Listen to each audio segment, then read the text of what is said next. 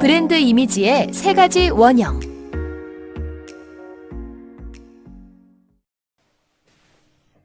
네, 여러분 안녕하십니까? 오늘 정말 브랜드 경영에서 가장 중요한 브랜드 차별화를 여러분들과 함께 공부를 합니다. 여러분 세상 살면서 우리는 남들과 차별화하려고 정말 많은 노력을 합니다. 여러분들도 그러실 것이고 저도 그렇습니다. 그런데 이 차별화를 왜 해야 할까요? 어떤 이유 때문에? 뭐든지 그 이유를 분명하게 알고 시도를 하는 것이 훨씬 더 빠릅니다. 이 브랜드 차별화라는 것은 소비자의 가슴 속에 내 브랜드를, 나의 이미지를 강력하게 각인시키기 위해서 차별화를 시도하는 것입니다. 그런데 남들하고 같은 시장에서 다른 시장으로 가려면 어떻게 해야 될까요? 단순히 그 시장에서 무엇을 보여주면 그것이 차별화가 될까요? 그 답을 조금 후에 드리도록 하겠습니다. 그런데 이렇게 차별화에 성공을 했다. 브랜드 이미지 차별화에 성공을 하면 소비자에게 꼭 구매해야만 하는 강력한 이유를 제시할 수 있다는 것입니다. 이 브랜드를 내가 구매하여야 하는 이유가 발생한다는 것입니다.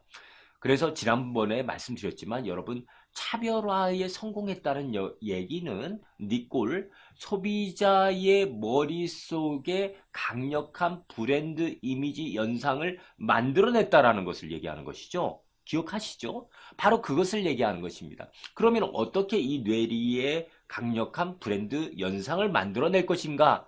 라는 것입니다. 그것에 대해서 천천히 같이 학습을 해가면 좋을 것 같습니다. 네. 그래서 실제 소비자가 특정 브랜드에 대해서 가지는 브랜드 연상이 니꼴 브랜드 이미지라고 말씀을 드렸습니다. 그런데 이 브랜드 이미지는 무엇으로 구성이 될까요? 천천히 한번 생각을 해보시죠. 여러분들이 어떤 브랜드를 하나 구매를 한다라고 생각을 해보시면 좋을 것 같습니다. 자, 첫 번째 구매를 하려고 하면 뭐가 필요하죠?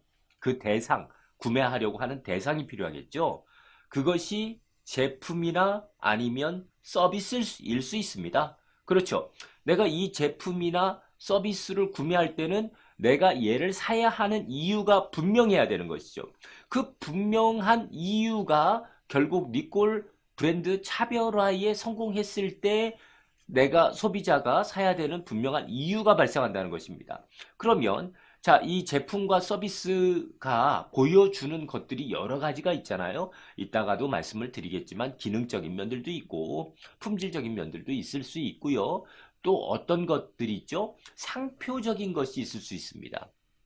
상표에는 디자인을 다 포함을 합니다. 그 다음에 로고, 지난번에 말씀드린 로고, 심벌, 그 다음에 타이포, 슬로건 이런 것들을 다 포함을 하죠. 자, 제품을 봐야 되고 그 다음에 로고, 상표로 대변되는 이러한 디자인 영역, 이것이 브랜드 이미지의 두 번째이다라는 것이고요. 세 번째는 자, 제품이나 서비스가 있습니다. 그 다음에 로고나 상표 같은 것들도 분명하게 있고 그것까지 좋아요. 그리고 나서 소비자는 어떻게 해야 이 브랜드에 대해서 강한 호감을 가질까요? 네, 경험해 봐야 되는 것이죠. 경험은 내가 직접 경험을 하지 않더라도 다른 사람이 그 브랜드를 소유하고 있을 때 내 눈으로 그것을 봤다, 느꼈다, 이것도 경험입니다. 그분들이 직접 브랜드를 구매한다는 것은 사실 많은 경제적 자원을 필요로 하다라는 얘기인데요. 직접 사볼 수 없잖아요. 그런데 다른 사람들이 그것을 소유하고 있는 모습을 보고 그리고 나서 내가 부러움을 느꼈다. 그것이 경험입니다. 이해되시죠? 네, 그래서 브랜드 이미지를 구성하는 세 가지. 첫 번째, 제품이나 서비스. 두 번째, 상표, 디자인, 타이포, 영역. 세 번째, 우리는 감각적으로 인간에게는 오감이 있다라고 말씀을 드렸습니다. 이 오감으로 대표되는 감각적인 경험, 요 세 가지가 바로 브랜드 이미지를 결정짓는다라는 것입니다. 매우 중요한 얘기입니다, 여러분. 그래서 이 브랜드 이미지를 볼 때 성능이나 품질만 보는 것은 아닙니다. 현대 사회에서는 이 시장, 비즈니스 환경에서 상당히 시장에서 초경쟁을 하고 있기 때문에 품질은 매우 당연하게, 기능도 매우 당연하게 계속적으로 업그레이드를 해줘야 됩니다. 이 기능적 차별화는 매우 당연하다라는 것입니다. 그러니까 차별화에서 가장 먼저 다루는 것이 바로 기능적 차별화입니다. 이것이 고객 가치를 찾아내는 첫 번째 차별화입니다. 기능적 차별화. 그런데 기능적 차별화를 잘 하려면 어떻게 해야 될까요? 소비자가 어떤 기능을 필요로 하는지를 잘 파악해야죠. 괜히 쓸데없는 것들을 기능으로 넣어놓고 이 제품은 더 우수하다? 그렇게 말하는 브랜드들도, 브랜드라고 말할 수는 없겠네요. 그렇게 말하는 제품들도 무척이나 많습니다. 그런데 그런 제품들은 브랜드가 되지를 못합니다. 왜요? 제일 중요한 것이 무엇이죠? 소비자의 마음을 간파하지 못했기 때문에 그렇습니다. 자신들이 원하는 것을 제품에 담아놓고 소비자에게 이것이 좋다라고 주장하는 제품들 정말로 많습니다. 여러분 그렇게 해서는 안 된다라는 것입니다. 시장에서 성공하기 위해서 우리는 기업 활동을 하는 것입니다. 그 기업 활동의 결과가 늘 성공할 수는 없겠지만 우리가 지향해야 되는 것은 바로 브랜드입니다. 왜요? 브랜드가 돼야 오래 살아남을 수 있기 때문에. 그렇지 않으면 요즘 같은 초경쟁 시대에서는 더 제품의 운명을 더 짧게 가져갈 수밖에 없다라는 겁니다. 그래서 이 가치, 소비자가 뭘 필요로 하는지, 그런데 이 기능에서 필요로 한 것과 그 기능을 담아서 소비자에게 제공하는 가격은 불가분의 관계에 있습니다. 가격도 여러분 우리가 값어치라고 가치라고 얘기하는 것은 가격 대비 성능, 가격 대비 욕구 이런 것들을 충족을 시켜주는 것입니다. 그러니까 소비자들이 이 제품을 씀으로 인해서 기본적으로 그 기능에서 만족을 하고 이것을 씀으로 인해서 또 다른 욕구를 충족시키는데 그 밑에는 가격이 더 많이 들면 안 된다라는 것입니다. 물론 브랜드가 되었을 때 이 가격에 대한 민감도는 상당한 부분 상쇄가 되는 것은 사실입니다. 그래서 브랜드를 만들려고 하는 것이죠. 그런데 이 기능적인 그 차별화를 반드시 성공시켜야 브랜드의 1차 과정이 완성이 된다라는 얘기를 여러분들께 드리는 것입니다. 이해가 되시죠? 이 부분에서 지고 가면 다른 브랜딩, 그 위에 상위 단계의 브랜딩을 성공할 수 있다 없다? 성공할 수가 없다라는 것입니다. 이걸 꼭 여러분들께서 명심해 주셨으면 합니다. 가령 제가 지난번에 면도기 말씀을 드렸죠. 저는 질레트 면도기를 쓰고 있는데 이 질레트 면도기를 쓰면서 오죽날, 육죽날 뭐 다른 경쟁 브랜드들도 다 그렇게 광고를 합니다. 그런데 오죽날, 육죽날은 이 기능에 대한 어떤 단서를 소비자의 뇌리 속에 박아놓는 것이지 그것 자체가 중요한 것은 아닙니다. 그럼 무엇이 중요한 것일까요? 네, 실제로 저는 매일 아침에 면도를 하는데요. 면도를 하면서 면도 크림을 바르고 이 면도기를 딱 써봤을 때 잘 잘린 느낌, 매끄럽게 잘린 느낌, 그 느낌을 줄 수 있어야 하는 것입니다. 네, 다시 말해서 5중날이니 6중날이니 7중날이니 하는 것은 이 매끄러운 느낌에 대한 단서를 제공하는 것이죠. 당신이 이 날이 많이 달린 이 면도기로 면도를 하다 보면 훨씬 더 매끄러운 느낌을 주어서 당신의 피부를 보호하면서 이 수염 같은 것들은 잘 커팅이 될 것이다 라는 단서를 주는 것입니다. 그래서 그것이 마케팅적인 단서인 것이지 실제로 7중날인데 여러분 쭉 잘라봤는데 면도기를 이렇게 써봤는데 7중날인데 잘 잘린 느낌이 없어요. 그러면 이 고객은 그 면도기 브랜드를 신뢰하겠습니까? 다시는 신뢰하지 않습니다. 그러면 그 브랜드는 고객들의 뇌리 사이에서 인상에서 인식에서 완전히 사라져 버리는 것입니다. 회피한다는 것이죠. 그런 것이 요즘 말로 폭망한다는 것입니다. 기업은, 제품은, 서비스는 바로 이런 점을 잘 기억을 해야 됩니다. 이게 아까 좀 아까 말씀드렸지만 이 몇 중 날인지 그것은 사실 유무보다는 실제로 그렇게 인식하도록 만들어 놓은 장치입니다. 그런데 이 장치는 사전에 인식이 되죠. 그리고 나서 뭘 하는 것이죠? 이것을 그 인식의 결과, 인식이 차별화에 성공했다라고 하면 사람들은 선호하고 구매하려고 하는 것이죠. 구매했을 때의 경험, 사후의 경험이 이 인식과 어때야 된다는 것입니까? 니 꼴이 돼야 된다는 것입니다. 같아야 되는 거예요. 그런데 그렇게 안 하는 기업들이, 제품들이 또 서비스가 상당히 많죠. 그러니까 기업이 안 되는 것이죠. 다른 데서 이유를 찾을 것이 없습니다. 바로 이 사전 단서와 실제의 경험은 늘 동일하게 해주거나 경험이 더 좋도록 만들어 주어라. 이렇게 경영을 하는 것이 바로 브랜드 경영입니다.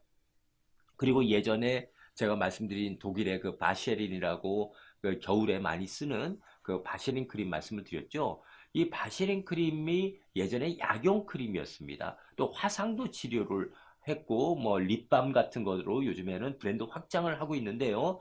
이런 그 브랜드 기능적 특징들을 잘 이용을 하면 브랜드 확장하기도 훨씬 쉽다라는 것입니다. 그래서 차별화에 성공하려면 기능적 브랜드 이미지에서 고객의 눈과 귀 또 오감을 사로잡아라 라는 것이 저희 주장입니다. 네, 그러면 이 기능적 브랜드 이미지를 정말 잘하고 싶다.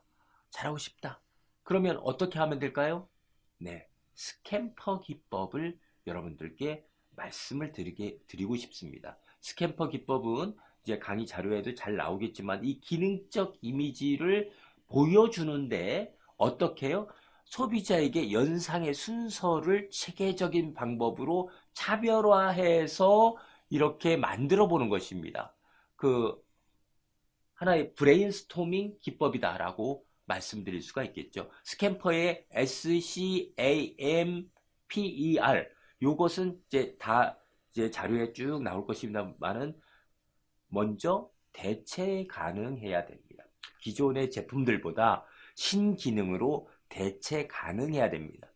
그리고 결합시켜야 됩니다. 결합은 무슨 얘기일까요? 나누어져 있는 기능들을 결합을 해봐야 된다는 것입니다. 그 다음에는 어떻게 해야 될까요? 전환, 바꿔봐야 되는 거예요. 바꿔봐야 돼요. 예. 바꿔볼 수 있어야 되죠. 그 다음에 소비자들이 늘 이제 리뉴얼을 하면서 수정을 요구를 하는데요. 수정이 가능해야 됩니다. 그래서 그 수정하기도 그 제품의 기능적 특성에 잘 담아줘야 되는 겁니다. 그 다음에는 다르게, 완전히 다르게 한번 해보는 겁니다. 완전히 다르게. 그 다음에 여러분 그 기능을 이제 제거를 해보는 것들도 좋을 것 같고요. 그 다음에 순서를 바꾸는 거, 순서. 작동의 순서를 바꿔보는 것들도 좋을 것 같습니다.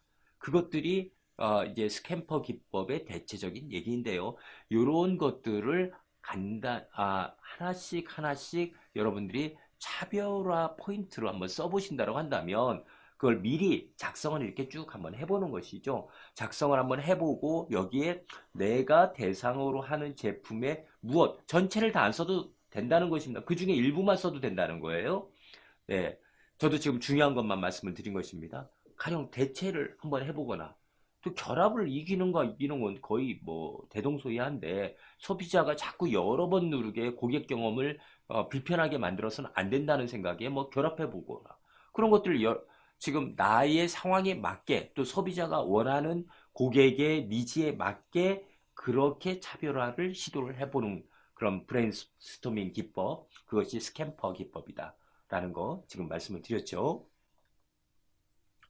이런 그럼 스캠퍼 기법이나 기능적 브랜드 이미지의 차별화에 성공한 그러한 사례 뭐가 있을까요? 가령 그 여러분 좋아하시는 맥주 사례를 한번 들어볼까요?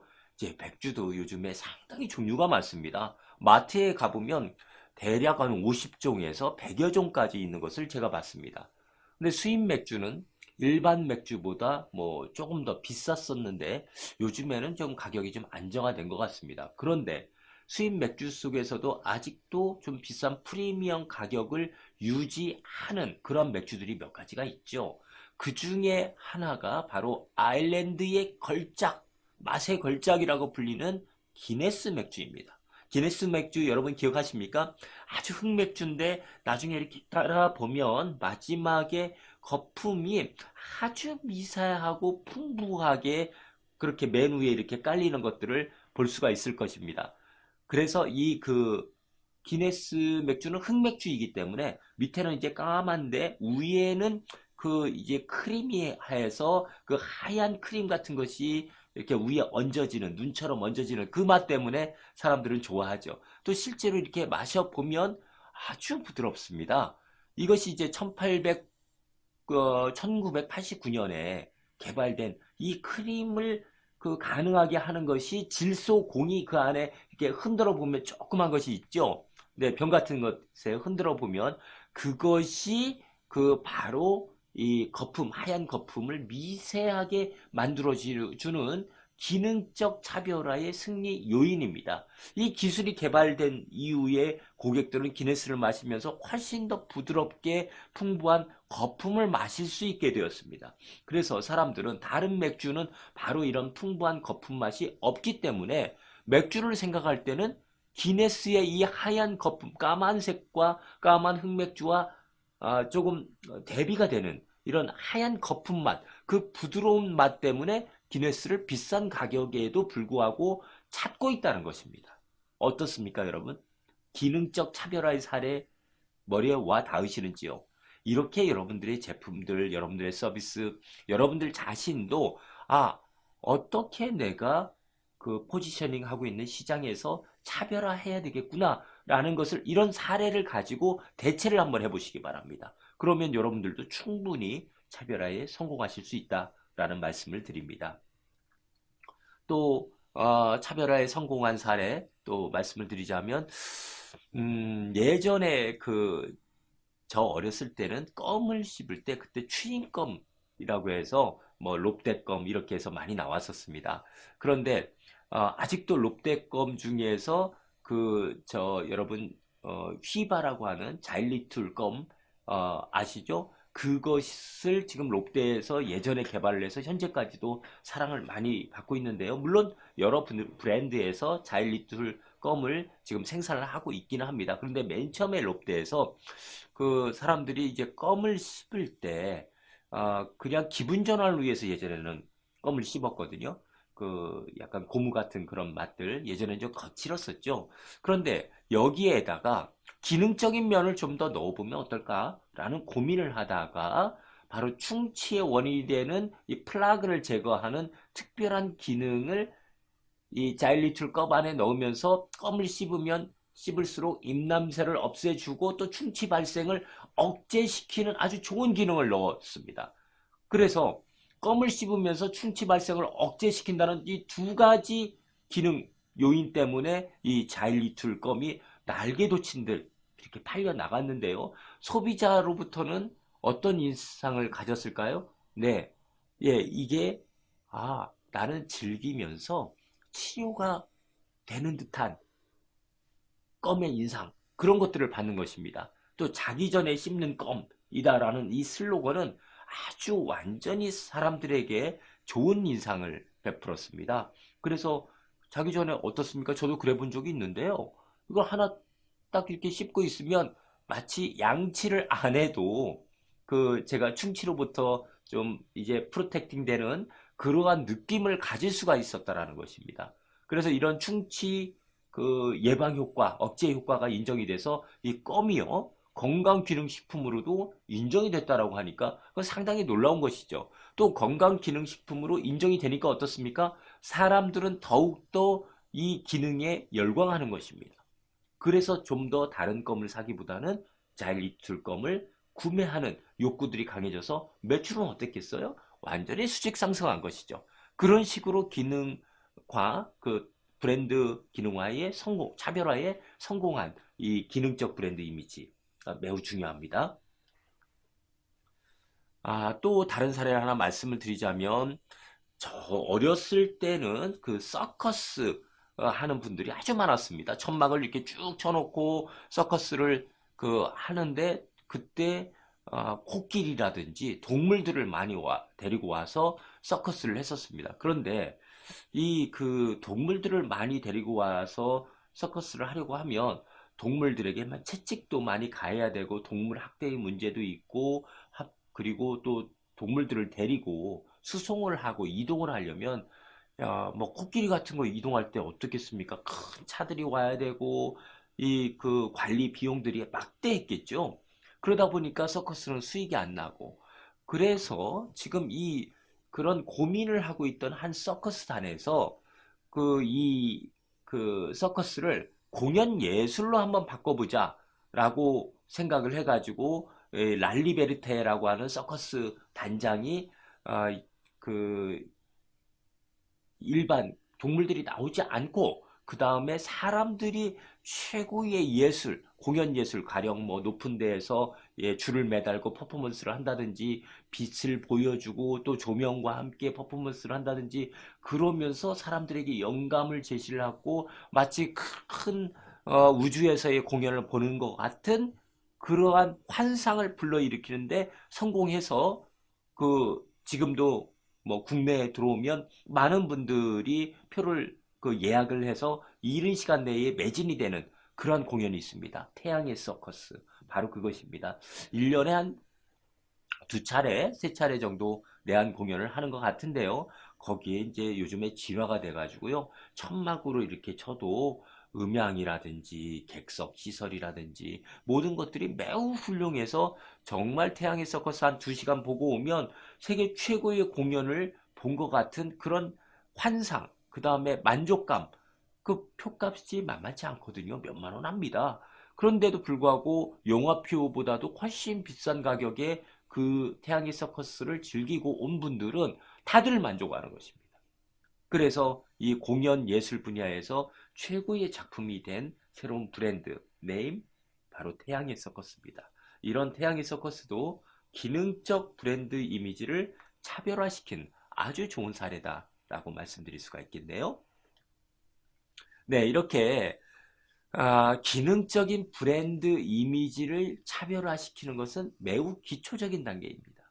두 번째로는요, 바로 특별한 상징이 되어야 된다라고 말씀을 드린 적이 있었죠. 바로 그렇습니다. 상징적인 브랜드 이미지에 성공해야 된다는 것입니다. 브랜드 이미지 차별화는 소비자의 마음이 어때야 된다고요? 변해야 된다고.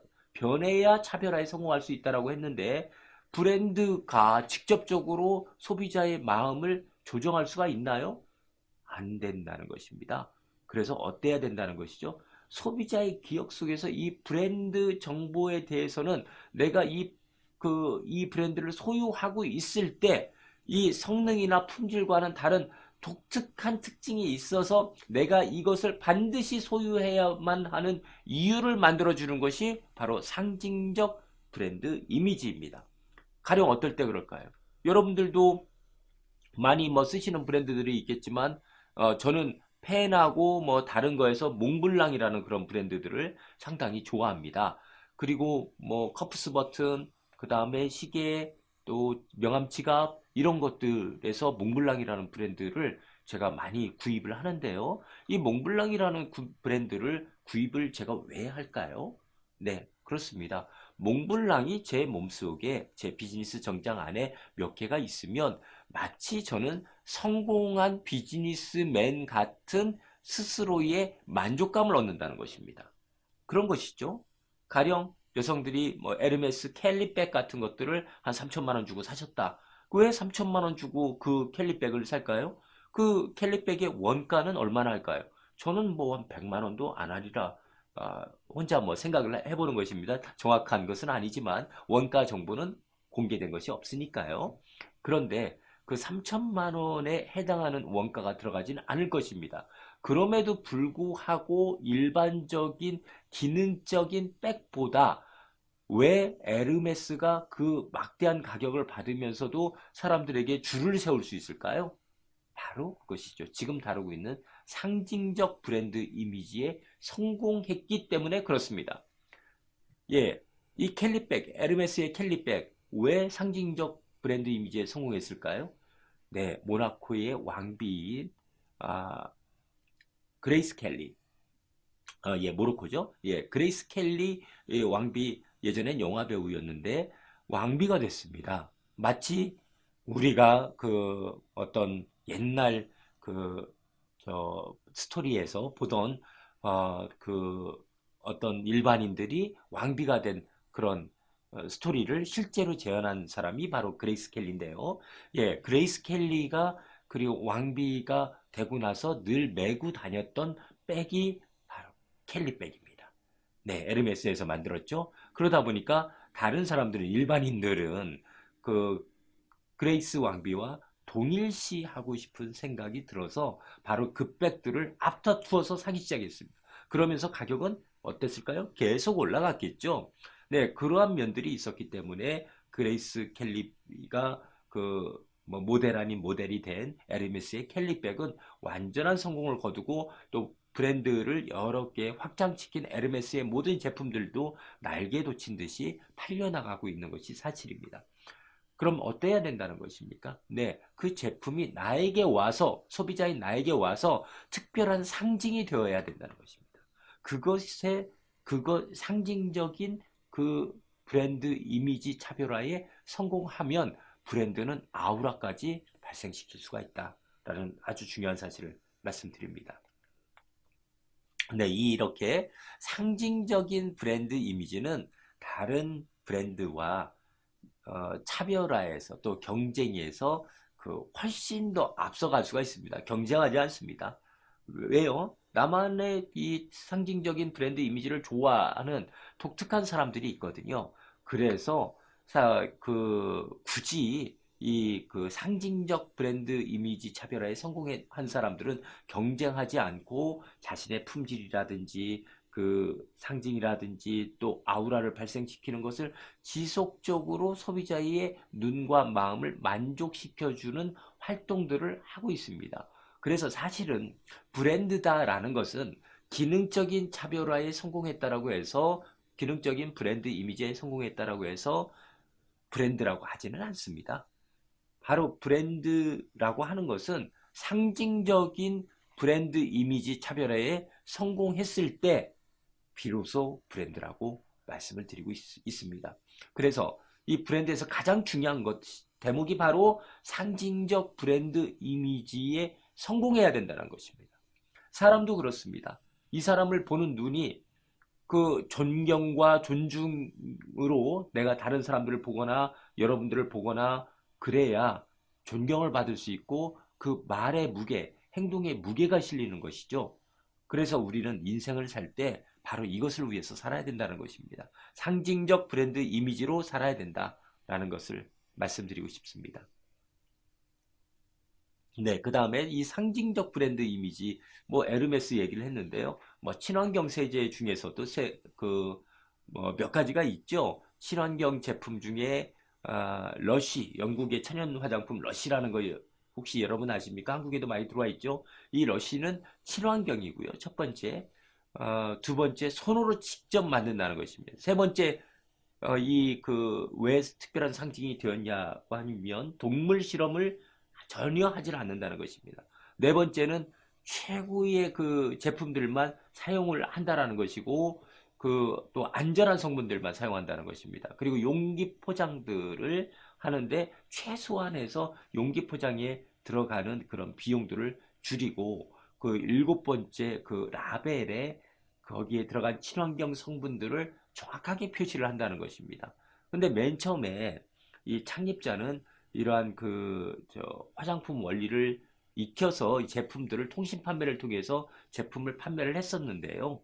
계속 실패를 하다가 친환경적인 그런 마인드를 버리지는 않았다라고 합니다. 그러면서 이제 세상이 좀 변하면서 소비자들이 친환경 제품들을 찾기 시작해서 하면서 소비자의 마음속에 친환경 브랜드의 넘버원 하면 바로 러쉬가 떠오를 정도로 떠올라야 그것이 상징적 브랜드 이미지에 성공했다라고 하는 것이죠.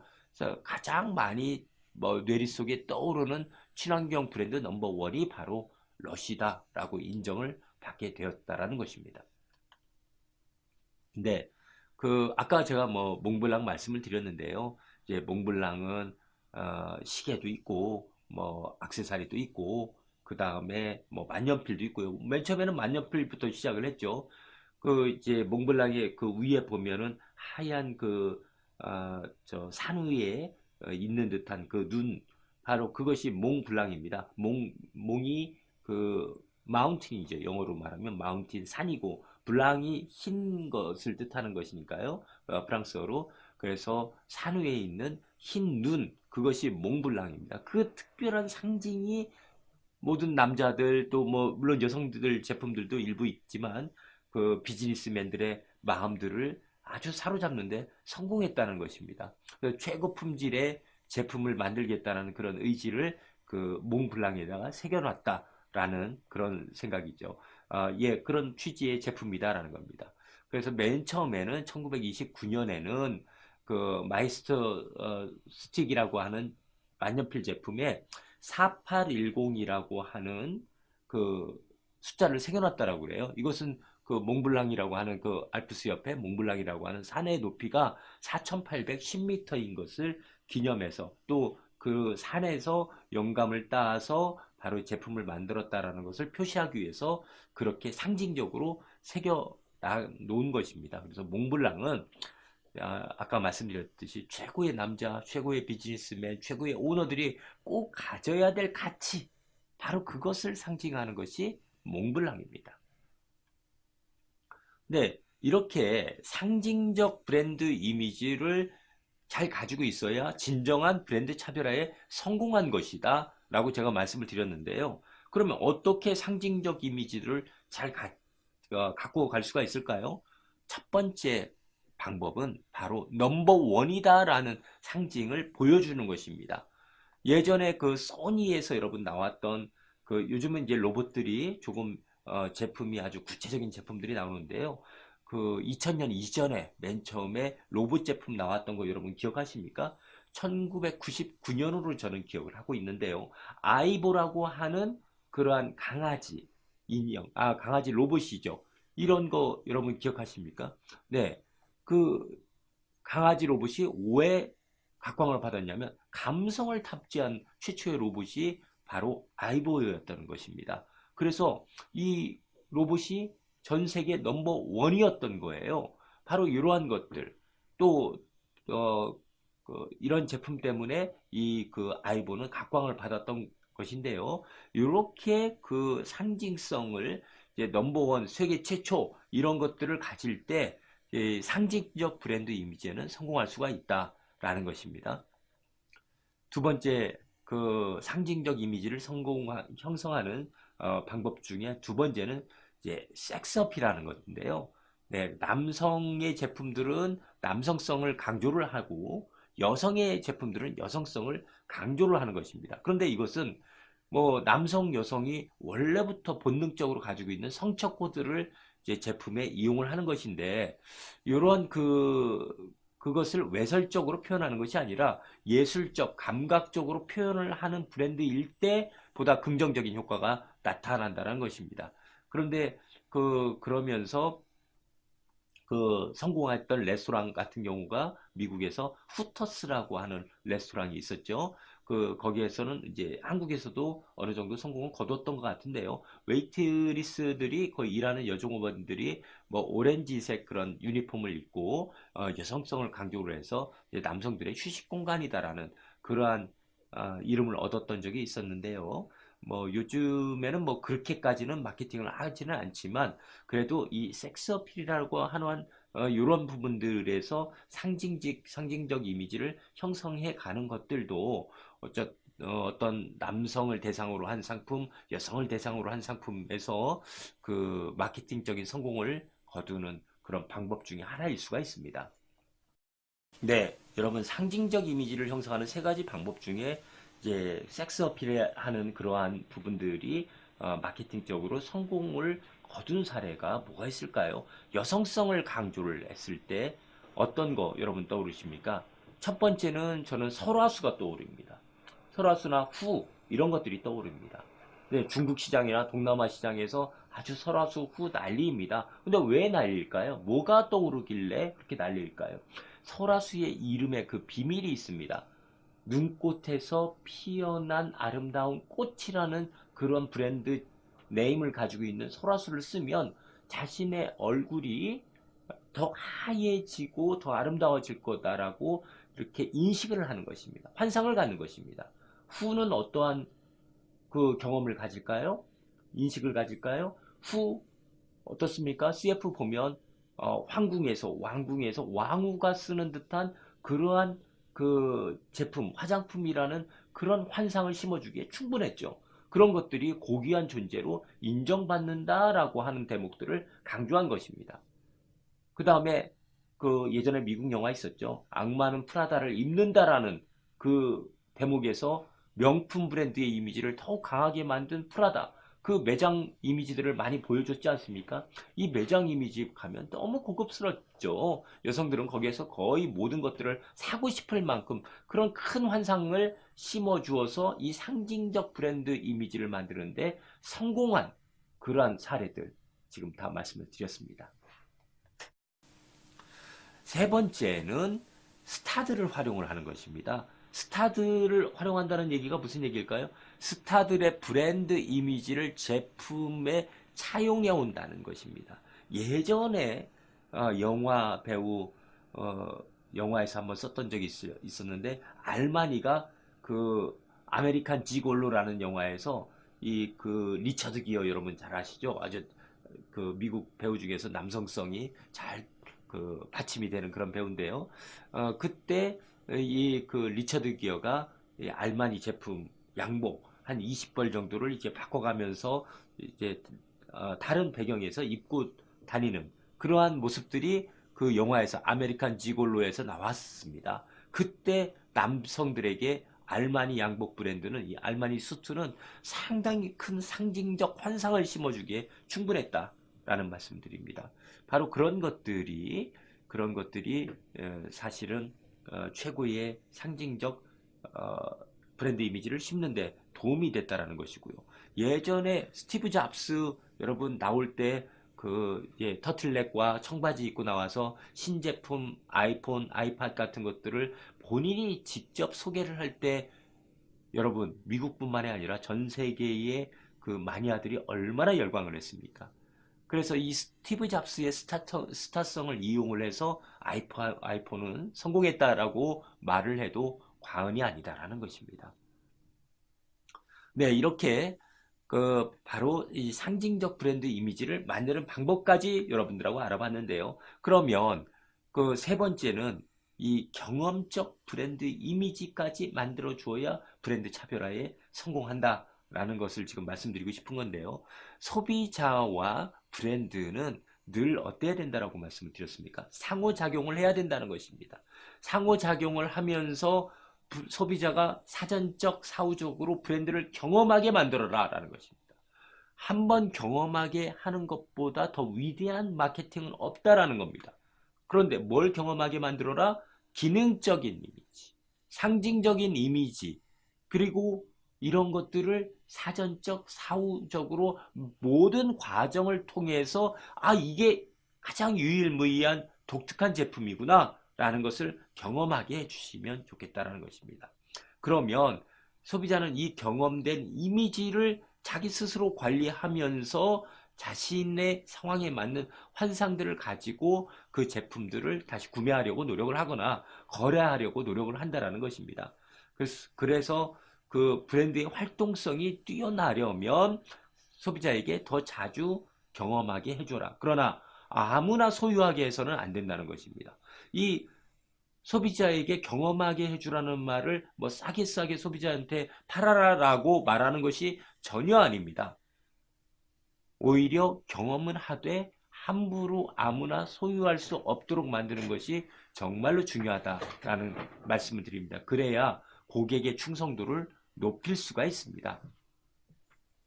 네, 이 경험적 브랜드 이미지를 창조하기 위해서는 두 가지 방법들이 있는데요. 첫 번째, 아주 심플합니다. 소비자의 브랜드 경험을 유지시켜 줘야 되는 것입니다. 경험적 이미지는 계속 그 소비자가 경험을 하고 나서 이것을 머릿속에 적정하게 넣어줄 수 있도록 해줘야 된다는 것인데요. 이렇게 그 경험적 이미지를 계속 일관되게 유지시킬 수 있도록 해줘야 되고요. 두 번째는 소비자가 이 브랜드에 대해서 한번 경험을 하게 되면 가지고 있는 기대감이 계속 커지는 겁니다. 사람도 마찬가지다라는 겁니다. 충성도가 높아질수록 고객들이 구매하려고 하는 빈도수나 그런 것들은 계속 반복되지 않겠습니까? 그런데 계속 구매할 때도 다양하게 서비스 경험을 만들어서 고객에게 제시를 하라는 것입니다. 그리고 고객의 경험을 다른 제품군으로 확장시키는 그런 전략들도 아주 필요하다라는 것입니다. 이 두 가지는 상당히 중요한 대목입니다.